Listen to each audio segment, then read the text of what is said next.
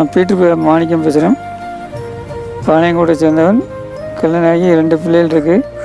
2 பிள்ளைகள் கைவிடப்பட்டனால் சூழ்நிலை இல்லாமல் இங்கே வந்து தங்கியிருக்கிறேன். நல்லா பராமரிக்கிறாங்க. கிட்டத்தட்ட 90 பேர்கிட்ட இருக்காங்க.